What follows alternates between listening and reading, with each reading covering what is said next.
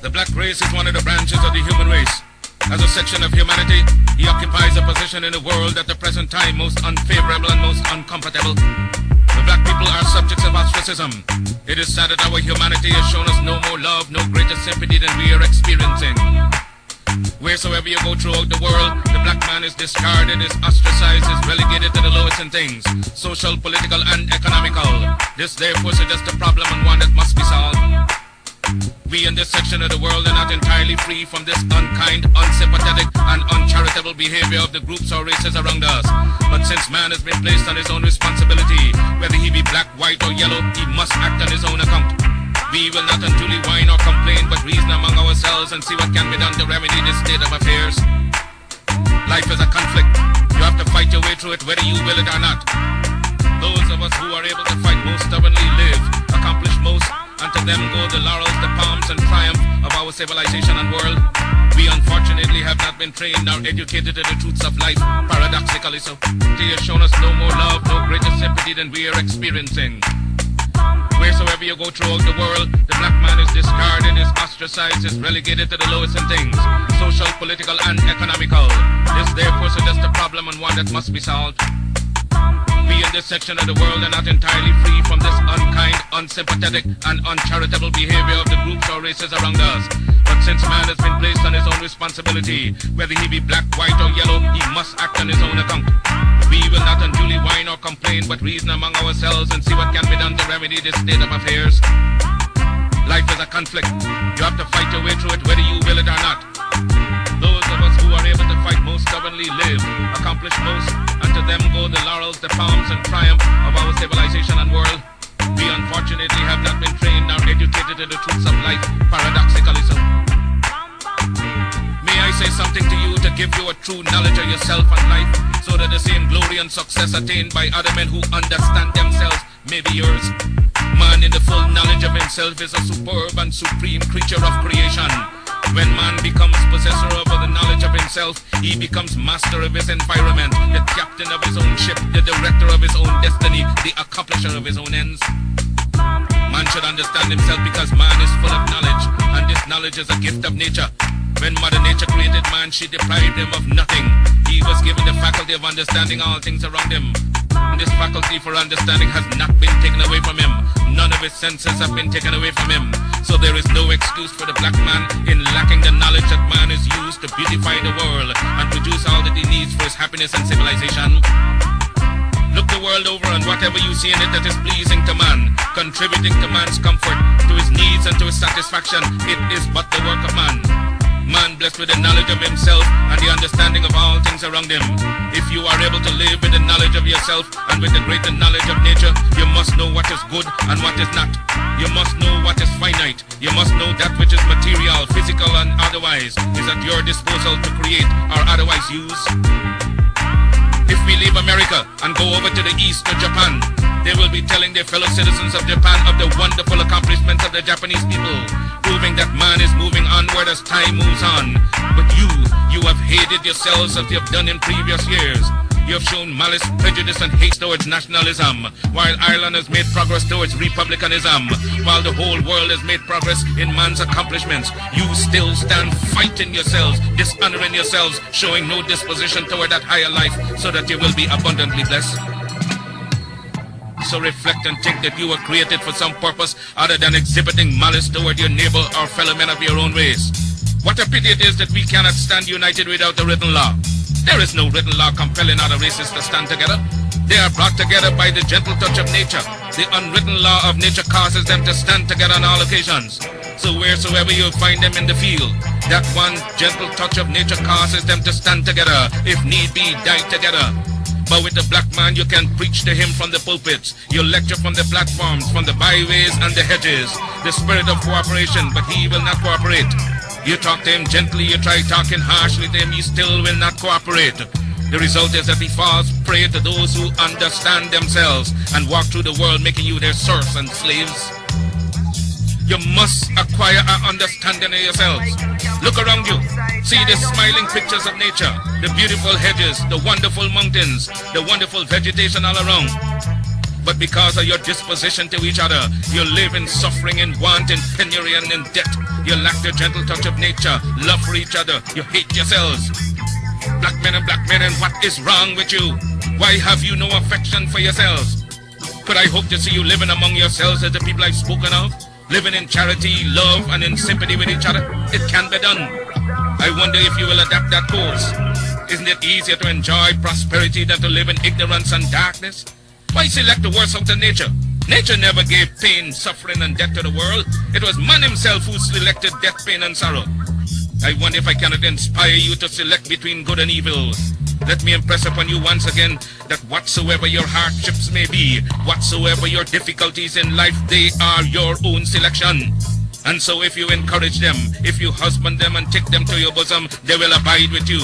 Nature will not take them away from you as Mother Nature did not give them to you.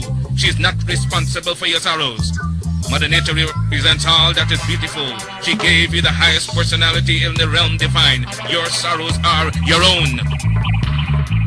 If you want joy, if you want sunshine, it is before you abundantly in nature. I made a selection of sunshine, the beautiful sunshine.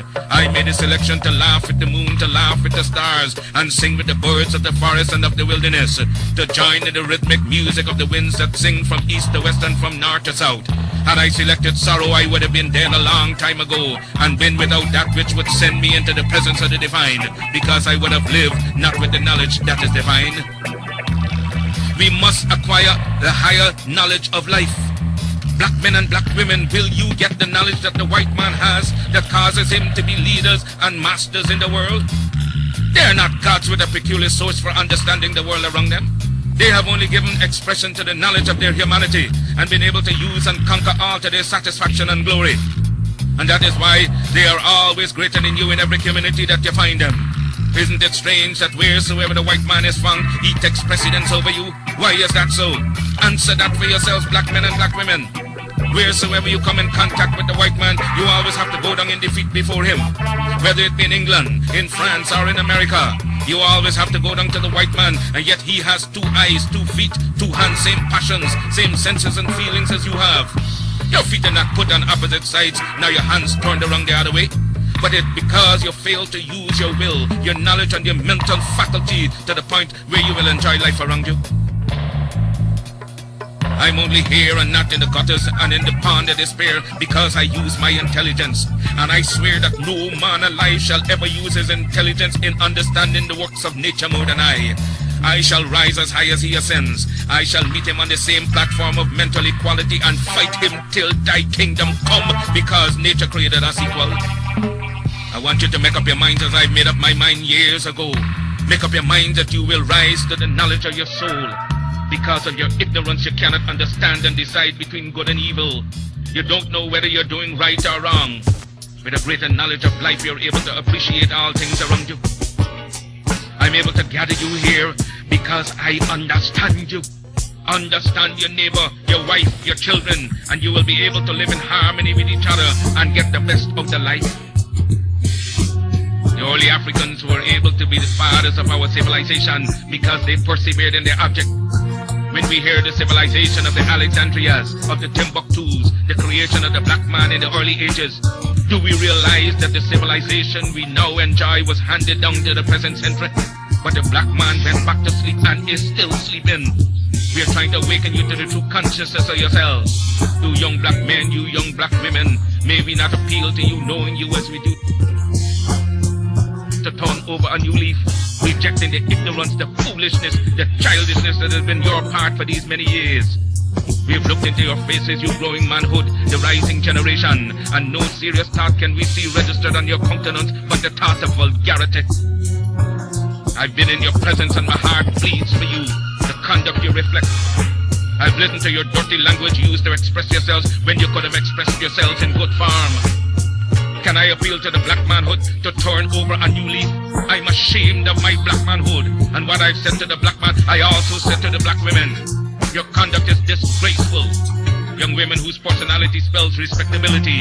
At the least provocation, the filthy words they utter would almost make you turn and run away from. The government of the United States, along with the Federal Bureau of Investigation's Director J. Edgar Hoover, accused Marcus Garvey.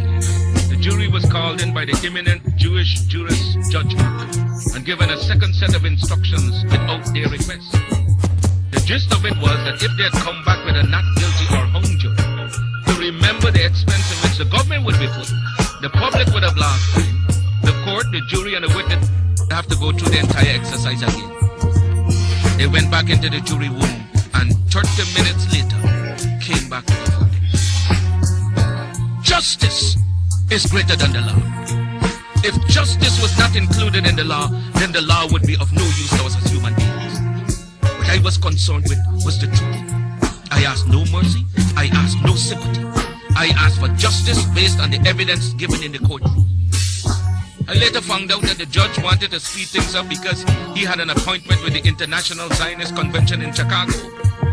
It was also due to the fact that I had acquired my first set of papers for naturalization.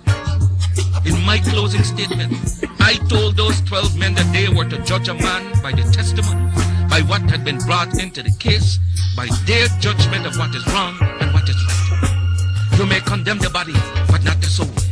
It was not in their power to condemn the body. God condemns the soul. Judge me, and God will judge you for judging Marcus Garvey. Trial took 5.5 weeks, and every day I had a fight with the district attorney. As we went along, I realized it was impossible for me to escape the traps that were being laid out by the press, rival organizations, personal enemies, foreign governments who were interested in me being convicted. No one, not even the absent attorney, could have fought for me as I fought for myself, because he would have been risking the friendship and goodwill of the powerful influences that were aligned against me. There were several witnesses brought in by the government, who probably because of a bribe would say anything the prosecutors told them to.